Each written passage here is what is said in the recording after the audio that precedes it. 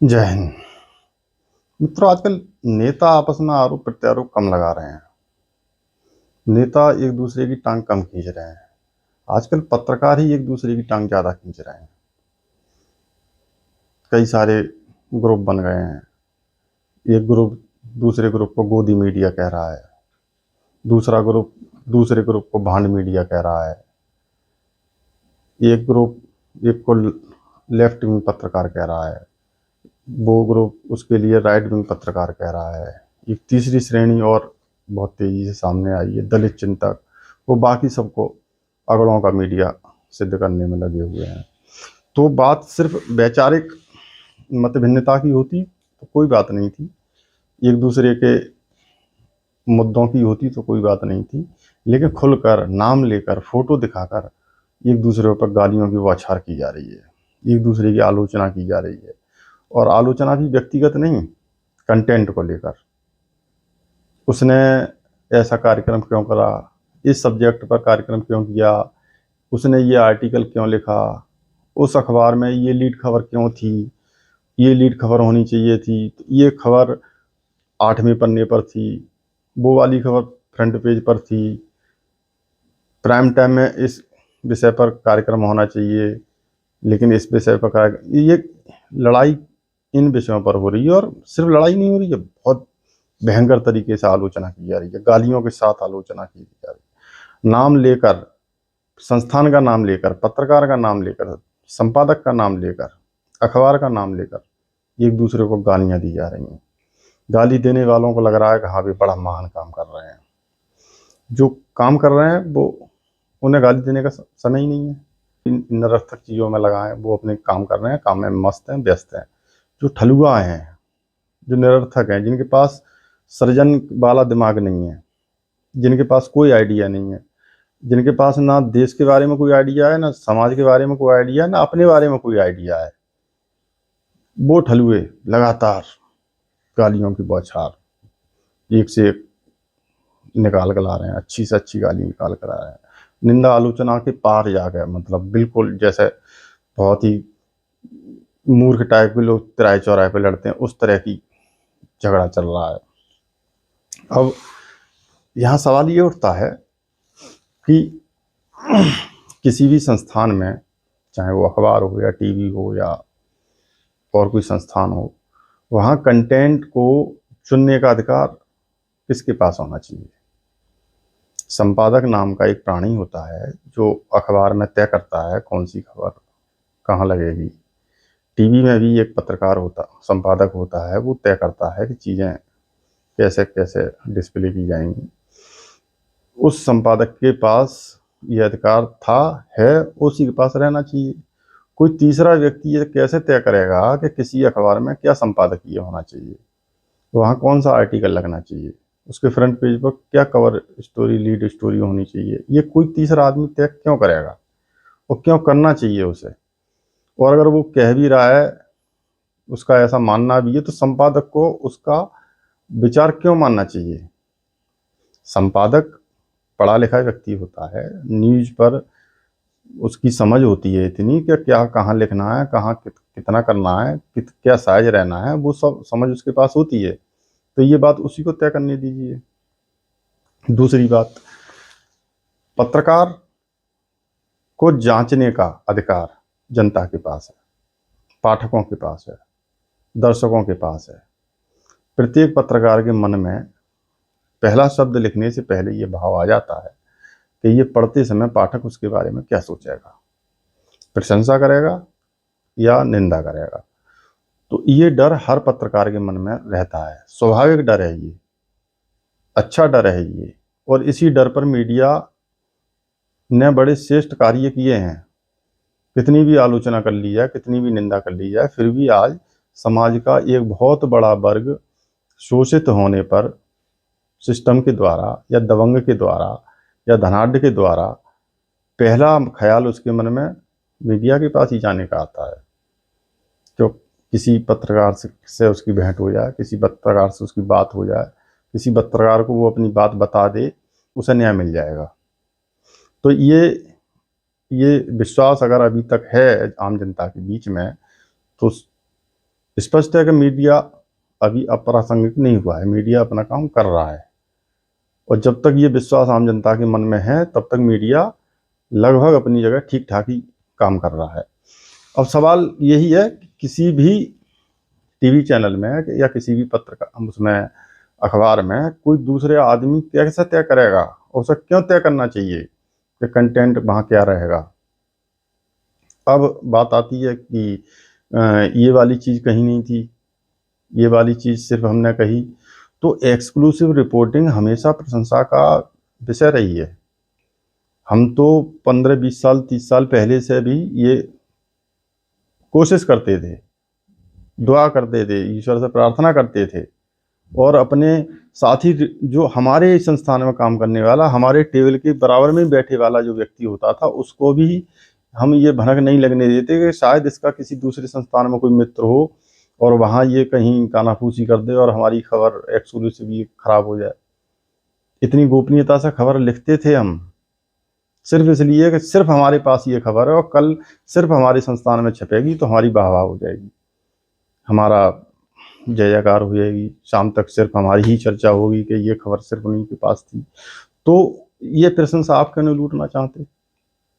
इस खबर का आनंद आप क्यों नहीं लेना चाहते? अगर आपके पास कोई विशेष खबर है, कोई विशेष मुद्दा है, तो आप अपने संस्थान में उठाओ उसे।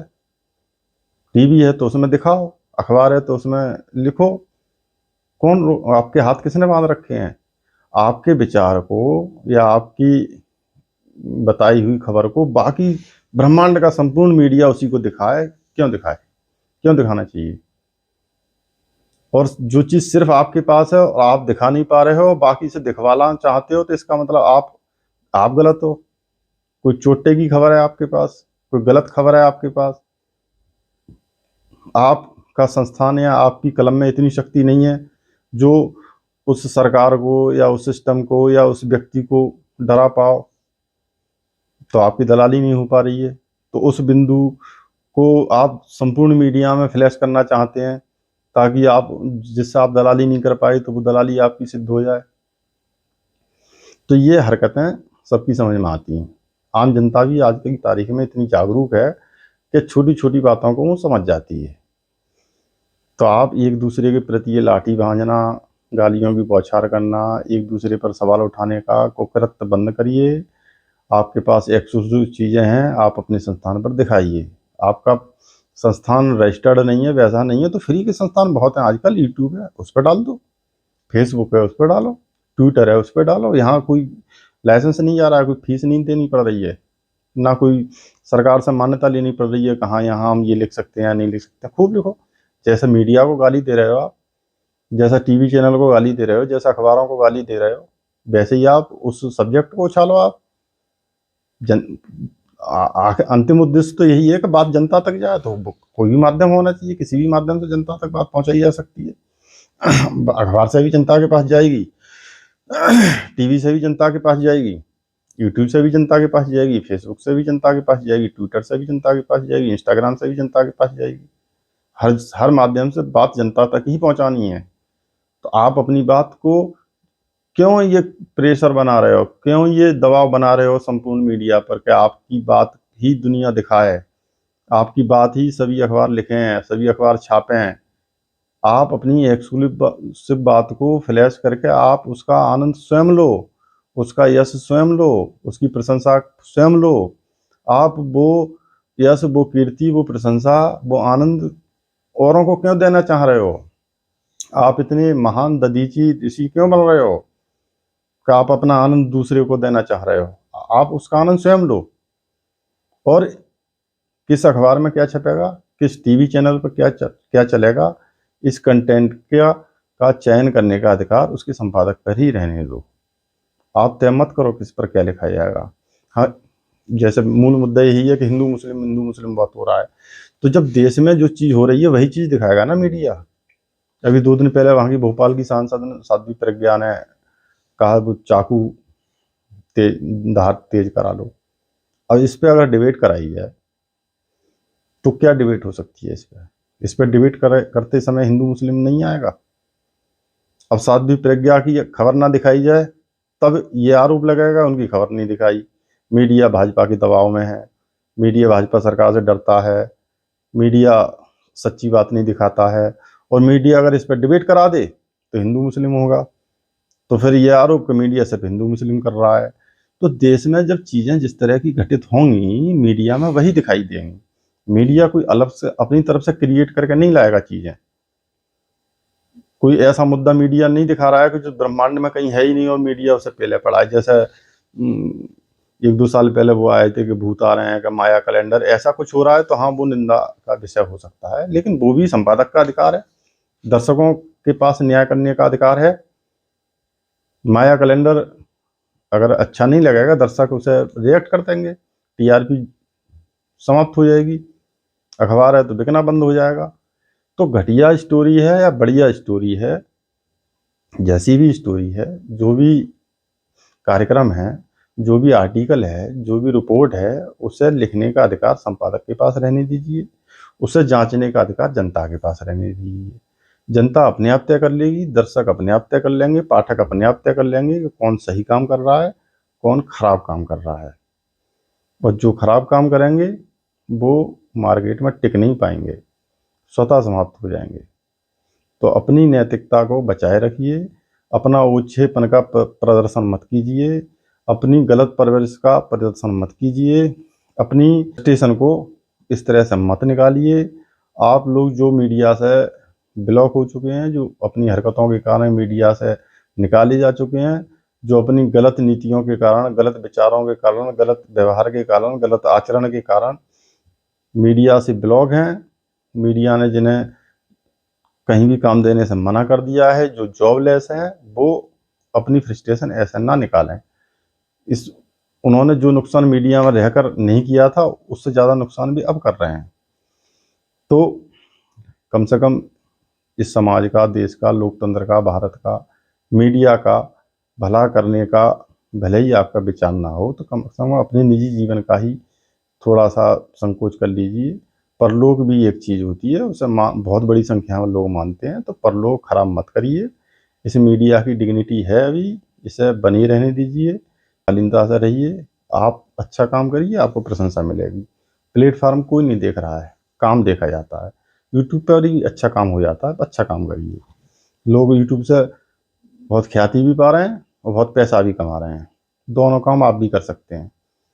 तो एक दूसरे पर ये गालियों की बौछार करना बंद करिए, आनंद लीजिए, सेहत स्वाभाविक रहिए, देश दुनिया ब्रह्मांड और मानवता का भला करने पर थोड़ा सा ध्यान दीजिए, आपका भला ईश्वर स्वतः कर देंगे। फिलहाल इतना ही।